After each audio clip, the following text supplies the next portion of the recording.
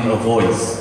And this one is about blogging, and the internet has made it possible for everyone to be a self-publisher now, and it can be in a very sophisticated, very popular way. Many of these writers run some of the best blogs I know. I would like to welcome Anuradha, Goyal, Trusha, Ganesh, Revati, Upadhya, and Helene, please, to be in conversation with Ulrike Rodrigues. Welcome everyone, and thanks so much for coming to our panel. I was absolutely delighted to find that not only was I included in a panel of fellow bloggers, but fellow women bloggers.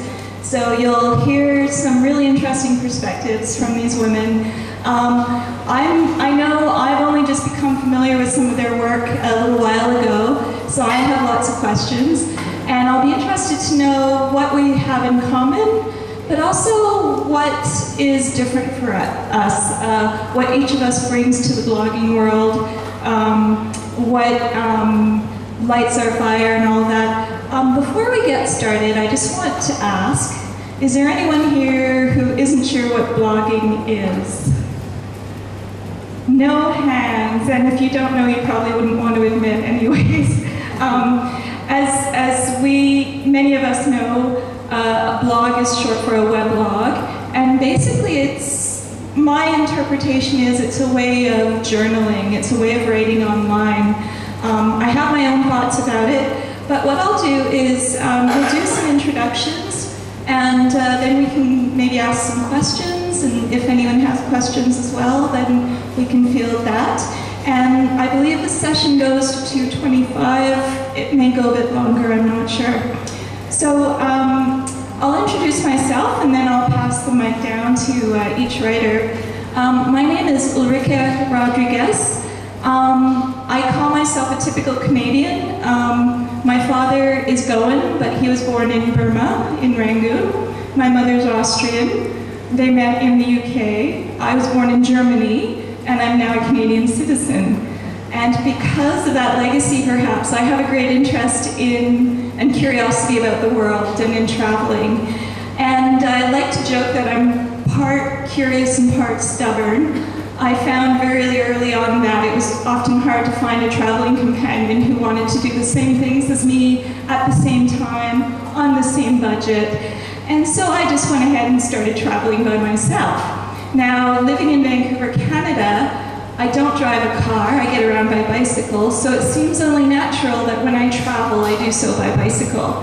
So I have ridden a bicycle to countries including Thailand, Laos, Cuba, Mexico, New Zealand, Canada, the US, and most recently, and perhaps the reason I'm here, is that I wrote a blog about riding a bicycle around Goa. It's called Girl Gone Goa, Travel, Sex, Magic, and Cycling in an Indian State. And that's going to become a book soon. I wrote 60 stories. So I'll just pass the microphone over and we can hear about each of the other ladies. Hi, my name is Trusha Ganesh. I'm 13 years old and a Class 8 student of Vidya Vikas Academy. I live in Kurtori, South Goa with my parents, my sister Tikaya, and my dog Fanny, who continues to be my inspiration, including writing, reading, and obviously vlogging. I have many passions, including karate. In fact, I'm appearing for my black belt in Jan, and I have a brown belt in weapons, which is Kobudo. And I also love music, and I'm appearing for my Trinity grade exam tomorrow, so wish me best of luck. I think we need to give her a round of Right. Hi, I'm Helene. I'm writing at masalahub.com. Masala stands for my bit of a secret Indian side, and Hub more for my European side. You have to know I'm actually Austrian. I was born in a village somewhere in the mountains, in the middle of nowhere. My mother's French, so again, yeah, mixed up cultures. But I came here early on, traveled India, and I fell in love with Goa. I don't know, it was like mysterious, kind of fun place, and you meet many different type of people from all over the world. And in time, that's how I met my husband. We got married, and since that I've been living here mostly. Sometimes I do go back to Europe, but what I was mostly missing from Europe were certain foods things, just like a simple dumpling from the Austrian Alps. We don't have dumplings as such here. Dumplings in Europe are different, not like the Chinese type or the momo type. They're sweet, they're savory. So I started to make things in the kitchen at home, trying around, see how it goes, and then I felt like I should maybe share this, and then that's how I feel Masala Hub was born. As I said, masala stands for the spicy side, so I also kind of went into the Goan cooking, thanks to my mother-in-law, I have to say, because she's an awesome cook. She too was born in Mombasa, Kenya. So her parents were cooks in hotels over there. So she taught me everything she knew. And her cooking is known in Goa because she worked in a restaurant all her life here too. So I got to know the best of knowledge from Goan cuisine. So I felt I should share it too. At the same time, when you share these things with step-by-step pictures, the receipts and everything online, you kind of, you can always, when you're somewhere else, you can check it out, go in the internet and show your friends, see, yeah, like this and this, you have to do that. And step-by-step pictures you don't forget, right? Yeah, that's how Masala Hub came to be. Hi, I'm Revati. I blog, I have a personal blog that's called Hathi Time, and I think blogging for me was an extension of journaling, and I've kept a journal since I was 10 maybe. And so it came very naturally, it just seemed like the most obvious extension when the internet became very accessible. It's moved, it's changed avatars of many over the years, about maybe 3 times over. And the most recent form that it's taken is when I moved to Goa in 2010, and I now blog about my life here. I also have another blog, which is a food blog, which is sort of an extension of my life in Goa, because that's where I discovered cooking on my own, and it's become a big part of my life. And the food blog also then gave me an avenue to start selling cake from home. So blogging is a big part of my life, it's what I do now. My name is Anuradha. I'm an accidental blogger, writer, whatever. I was a typical Indian middle class science and technology student who looked down upon any kinds of arts, humanities, everything. Graduated, post-graduated, worked in IT industry for good 12 years. But while I was working in IT industry, somewhere around 2004, a little more than 10 years back, I experimented with blogging because a friend of mine used to be a big blogger that time. He said, why don't you experiment? So just as an experiment, I started writing. And there were very handful of bloggers then. Whatever I wrote, it got me great response, you know, to the extent that people started asking, can you write about this? What is your opinion on this? Can you do this? When I started writing about my travels, and I've been traveling, I'm a typical army kid. I've always been traveling, extremely comfortable with in any damn circumstances. So I've always been traveling, but since when I started blogging, I also started writing about it. And when I started writing about it, a lot of people started giving me more information about where I can travel. They started inviting me over. You know, a lot of people would say, you come to my house or you go to my village, and we want it to be seen through your eyes, kind of thing. And one thing led to another, and I kept writing, and over a period of time, 3 basic niches emerged out of my blogs. One was travel, one was book reviews, and one was business innovation, which is a subject I kind of specialize in. So I think 3 years back, I trifurcated my blog into 3 different blogs. So I have now 3 different blogs. One is a dedicated travel blog, one is a dedicated book reviews blog, which is India's largest book reviews blog. It's in Limca Book of Records for that. And the third is business innovation blog, which I think I sometimes give a stepmotherly treatment to, but that's the blog that probably provides my bread and butter. And from that blog came out my first book this year. It's called The Mouse Charmers. This is a book on the digital companies of India. So the likes of Flipkart, Make My Trip, Shadi.com, all the digital pioneers of India, 12 different companies are featured, published by Random House. So this has been an accidental journey which started about 10 years back as an experiment, and today it's my prime identity. I do many other things, but this is my prime identity, a blogger and now of course an author.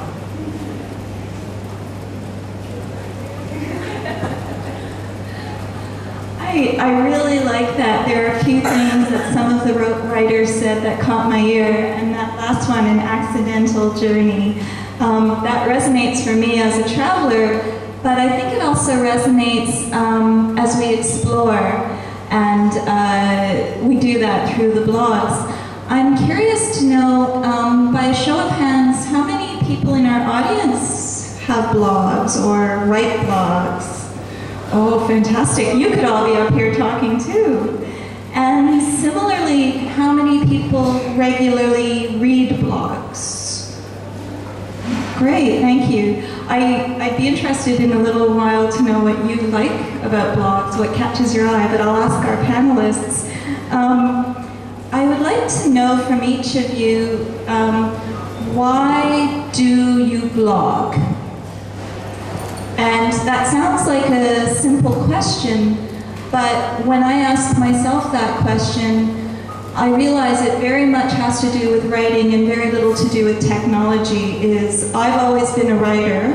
I've always written journals, I've published in magazines and newspapers, but why did I start to blog? And I have to say that this is one of the biggest pieces of advice I give to people who are just starting to write, is it gives you an opportunity to write something and publish it and make it visible to the world instantly. And if you've had any background of dealing with print media and print publication, you can write something and it won't come out for weeks or maybe even months. And that is incredibly a powerful feeling, is to write something, press a few buttons, and suddenly it's out there, and that's amazing. And we can talk about the technical aspects, search engine optimization and all of that later if you like. So for me, the reason that I blog is that when I told people stories verbally about my trips and my travels, and they said, oh my goodness, you know, they had so many questions about me being a woman, traveling alone, traveling in these exotic countries, traveling with a bicycle. And the blog was an opportunity to have a conversation, to answer some of their questions. And then, of course, once it was online, then anybody who had that question and used Google might find my page, and it might be informative to them. So I guess to answer my own question, it would be to get information out there that helps other people. And maybe if you're a blogger, think about that, is how does what you're creating and publishing help other people? So I'll pass the question down, if you don't mind, is why do you blog? Why is it a voice of glory for you? So I didn't make that decision by myself. When I was younger, I used to write all the time. So my dad decided that as an attempt to kindle my interest in writing, he decided that he'd start up a blog for me and see how I feel with it.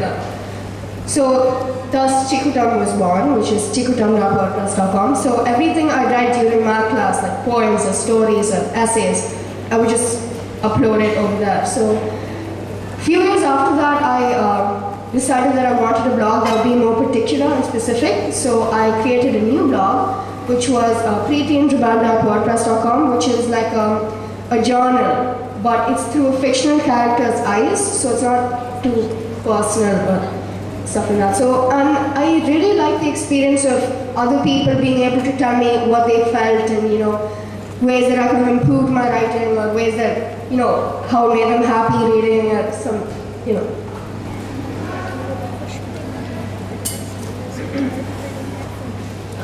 Why I started to blog?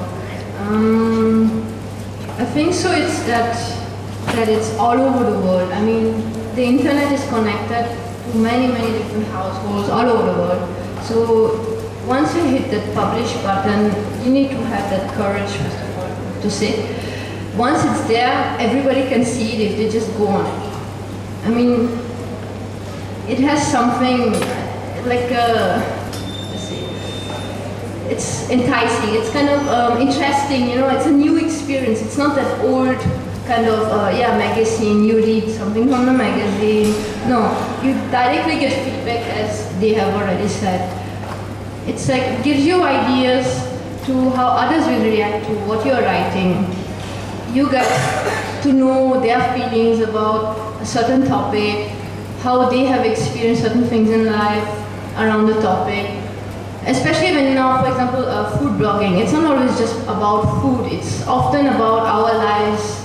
So it's like, we involve many different topics into food blogging. So some people, other bloggers or just other people simply, they write things like, that reminds me of my childhood, I have seen this, I have seen that. That is that, that feeling of being together, the community.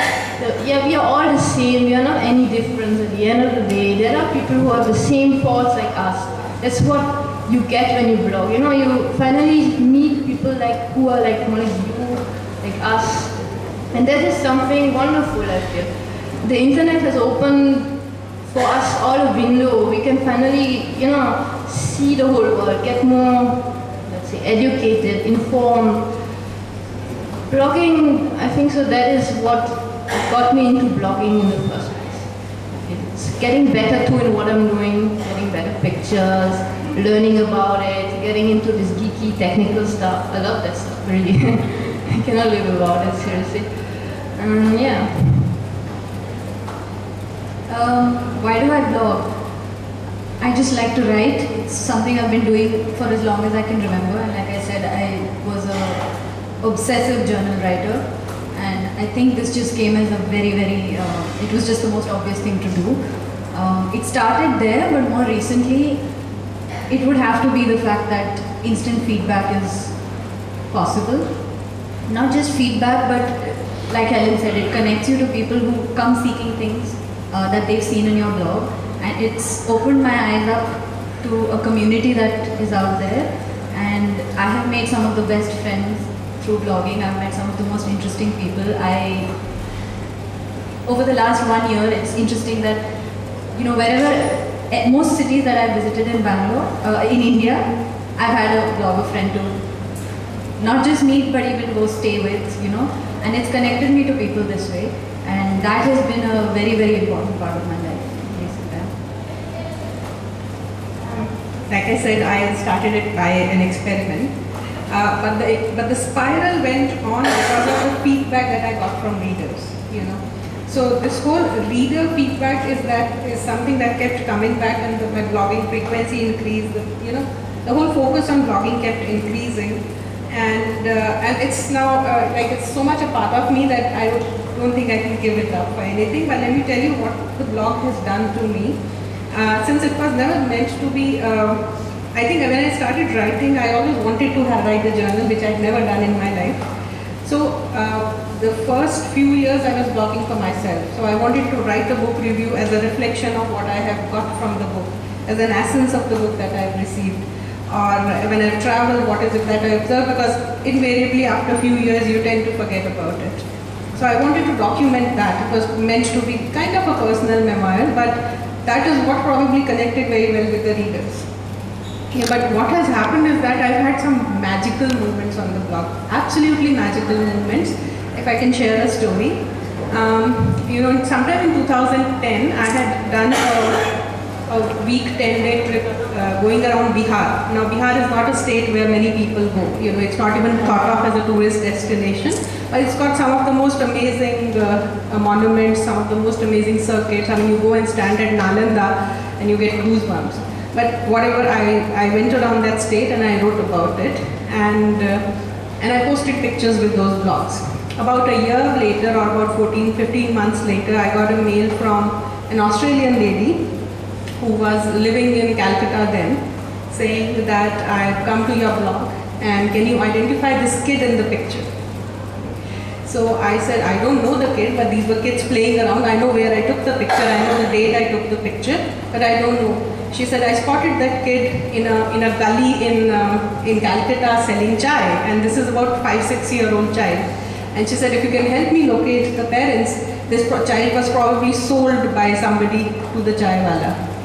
And the child got reunited with the family because of the blog. I mean, I didn't do anything. It was just by chance that it was discovered, but I still get once thinking that the blog became a medium for that. And there are many such small little magical moments that has happened. So in my mind, for me, the blog is something very sacred, something which is which exists at a different plane more than being just a professional identity. And it all happened by chance, so that's what has happened.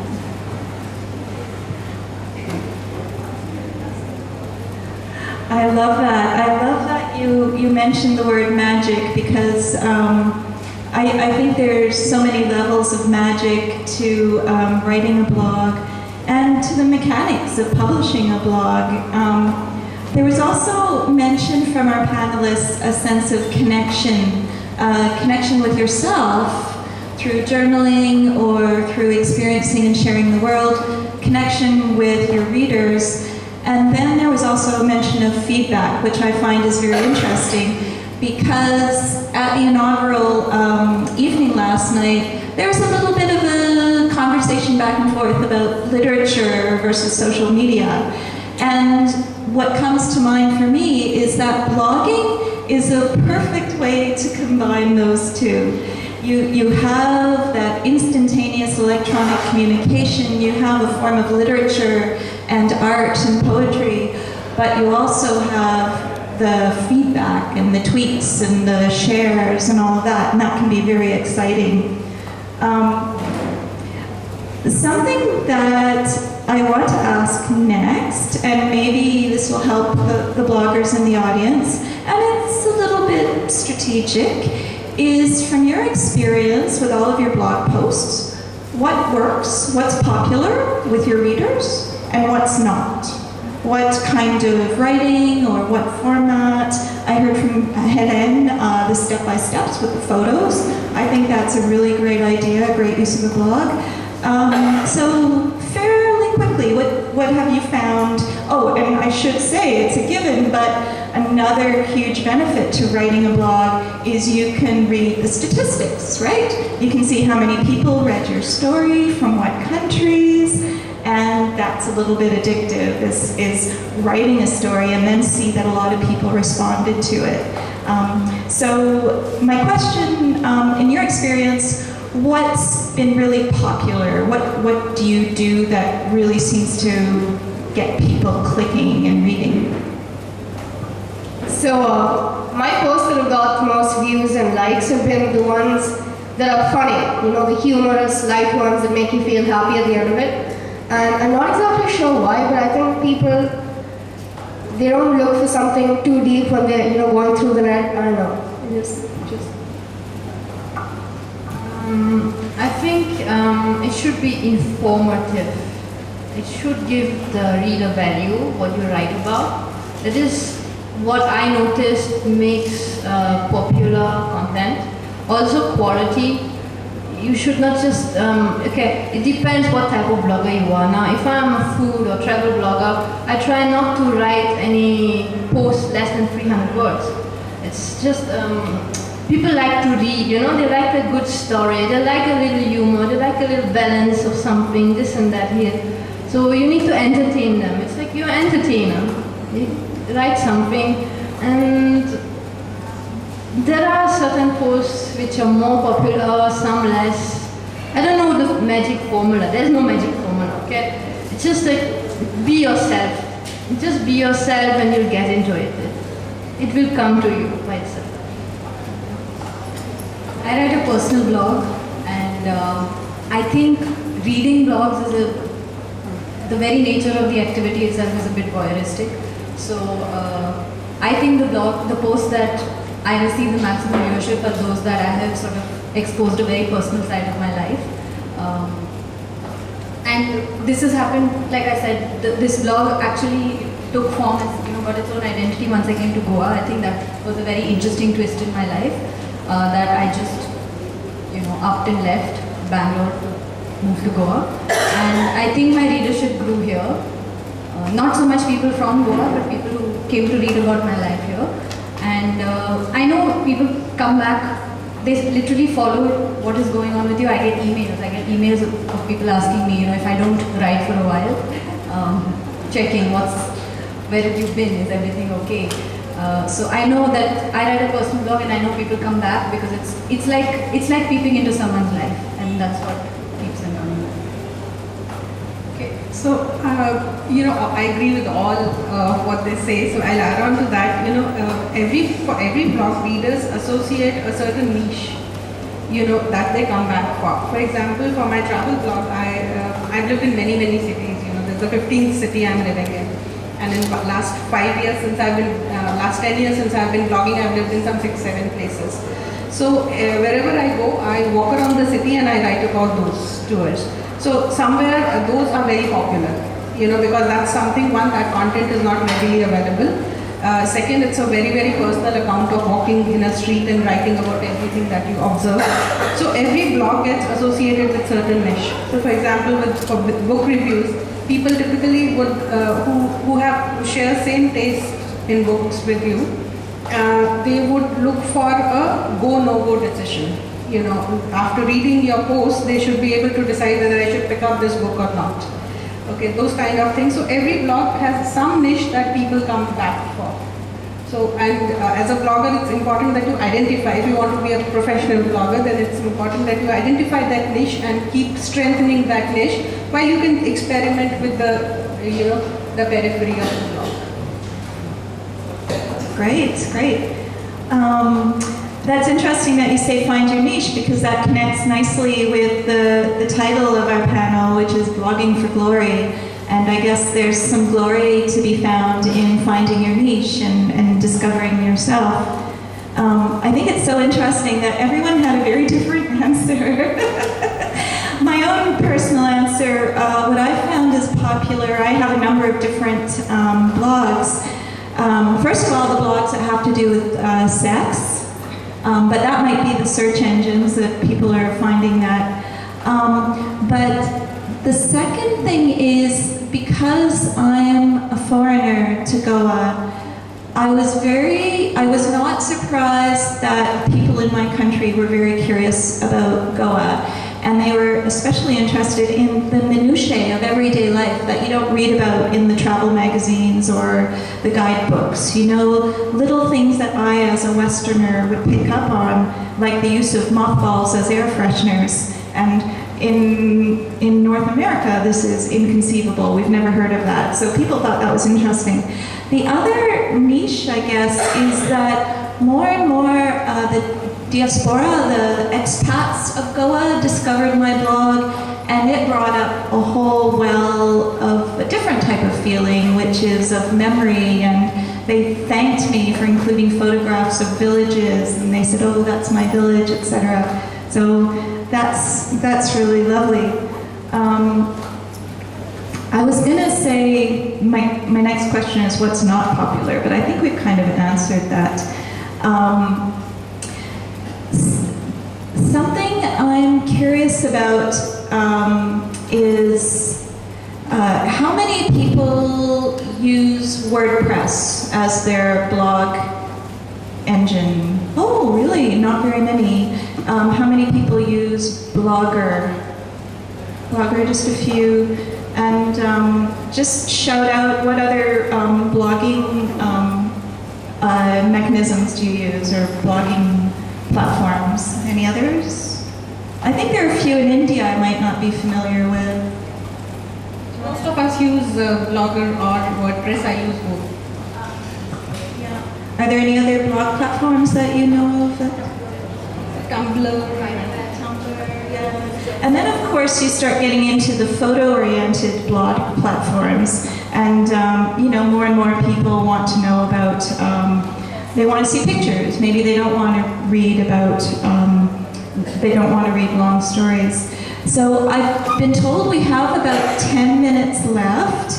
I think a nice way to round up would be maybe for each blogger to talk about what their current or most recent project is. And then we'll probably have time for a few questions if anybody has them. For me, my latest blog is called Simba the Honda Cub Travels, or SimbaHondaCubTravels.com. And this is quite a novelty in Canada, is a woman getting on a small motorcycle with camping gear and riding it through the Rocky Mountains for 2,000 kilometers. And people thought I was very brave, which I think is crazy because I come to a place like India and Goa and there's women on motorbikes all over the place. And then, as I mentioned, my latest project also is transforming my blog into a print book. So, as I mentioned before, my second blog was preteensabout.wordpress.com. So, a few months ago, I turned 13, and so I had to deactivate that website and start a new one.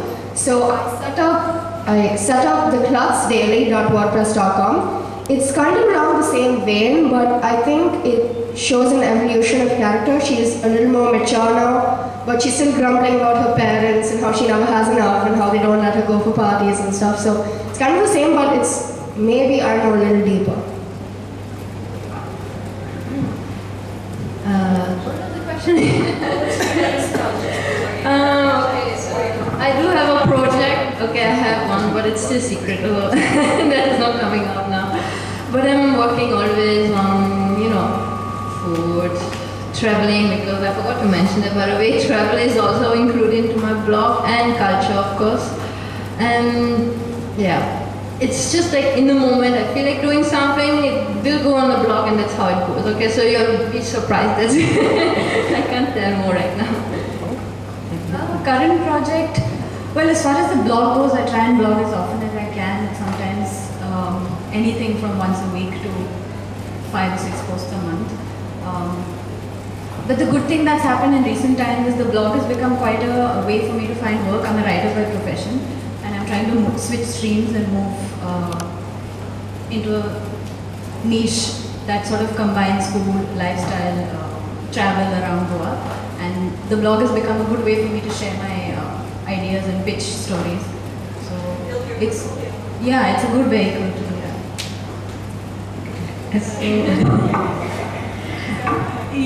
So on my travel blog, the next thing that I want to do is walk around Goa that I'm yet to do. So next couple of months I hope to walk around and write something about that.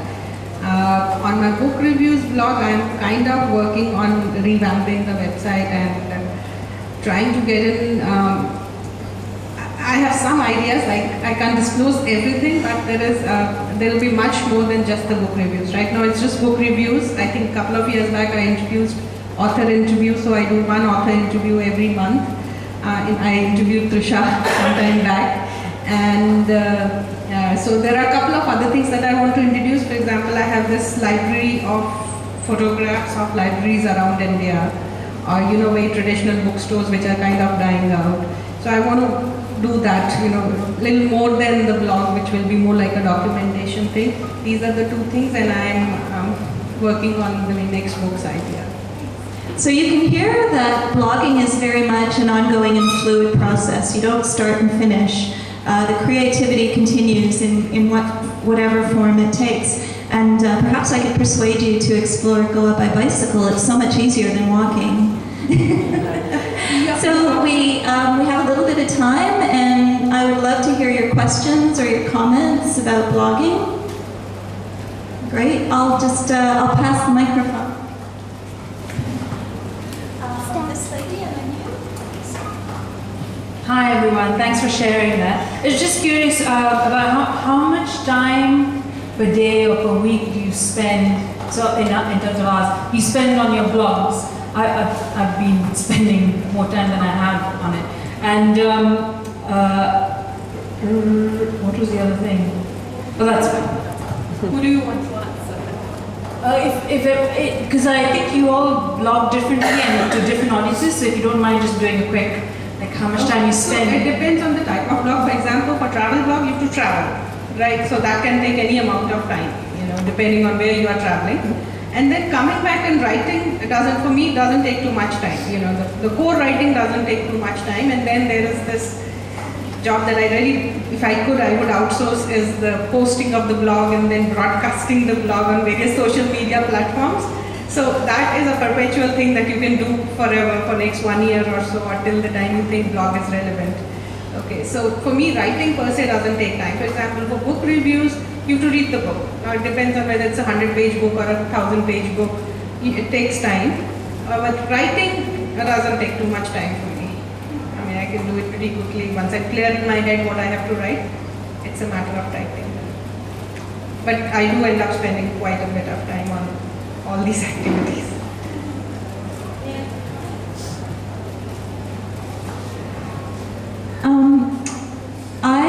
My blogs also tend to be more project-based, so they go in spurts. If I go on a trip, then I write stories. Something I've found, and to be honest, I don't like this. I like the writing part, but then all of the formatting and the preparing it for social media, formatting the images and making it search engine optimized and adding keywords and tags and categories, that is starting to take up as much, if not twice as much time as the actual writing. So one has to be disciplined about that, and if I were to offer advice, keep your blog simple, for heaven's sakes. You know, you can always polish it up later on, but the main thing is to get that content, the words there, and get the flow going. So I don't know if that answers the question of how much time, so it could take 1 hour or it could take 6 hours. The reason I asked was because you all talked about readership and you all seem to have a large number of followers, and what I struggle with is if you don't publish every week, you lose your readership, like cold turkey, immediately, and then you have to spend all that time building up another readership. So I was interested in that perspective, yeah.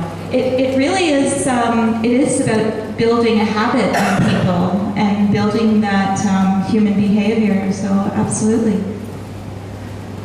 I don't have a formula of how often or like a fixed amount of time I blog when it comes to me, but this thing I've started doing recently is when something strikes me or I have a thought that I think I want to revisit and write about, I note it down. You know, most people carry phones around, you have a pen and paper, you just note it down and save it and revisit it during those lean times when you don't really have anything to say but you're worried if you don't post, your readership's going to drop. Pull out that bag, fish something out and flesh it out. About time, I think so. We food bloggers had that topic a million times. Also a food blogger. We have a certain group where we are part of it, and just recently the topic came up: how much time do now food bloggers take to make a post happen? Most of the people had approx like something one post 8 hours, 9-10 hours. Yeah, it's a lot. With the pictures, the editing, the planning, the trying, testing, step-by-step pictures, it goes on and on. Okay, marketing, not even involved in it now. It's like you have so much work at the end of the day. You wonder why you're still blogging, but you're still doing it, so it must be fun. Otherwise, there's lots of work involved. I think so. Travel is not that much. Maybe because it's just you travel, so it's part of like a holiday kind of thing. You travel, I don't know, it's a bit different. I do sometimes when I write these travel posts, they do end up longer, but I take maybe only 3 hours. No, I can give you an exact number. It's mostly less. The food ones take much longer. No doubt, yeah. What I do is that when I come back from travel, I write, I've already framed the stories that I want to write in my mind. I come back, I write all of that, and then I keep using that material to post at a certain frequency. So I'm very regular, I post on a travel blog on certain days of the week, I follow a very, very regular schedule. So I just write down everything, but I will probably do the photo editing later, or I will do all that bells and whistles later and post it. It's all part of the making of the post, right? Yes. Yeah, but writing is something that I lose if I don't write then. Everything else I can add up.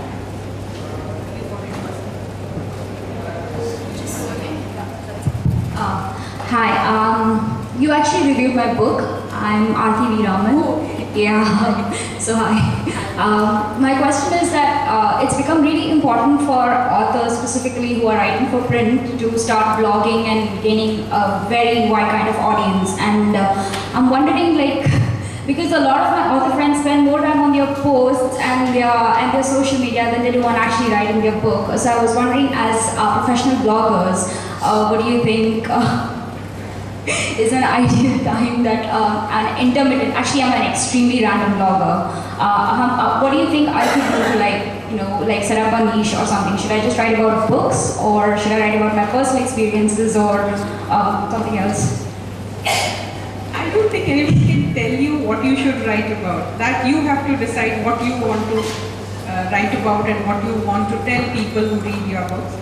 As far as promotion is concerned, it all depends. There are people who have best-selling books and they've not done any promotion online, and there are vice versa. There are people who are successes based on pure social media, promotion. So you find examples of all kinds. Now, what you choose is absolutely your choice, and if it will be successful or not, nobody can answer that. I'm going to give a quick answer, and then I have to be the one to tell you that our session is coming to an end. My quick answer is the difference between your book and your blog is in the blog you're having a conversation with your reader. So talk to them. They probably have questions for you. You're the expert. You're positioning yourself as the expert of your topic. And so I would say that's one way to approach a blog. I'd like to thank you very much for coming to our session. I think this has been really, really interesting, and a few of us may be hanging around afterwards if you want to chat. So thank you very much for coming, and thanks to our panelists.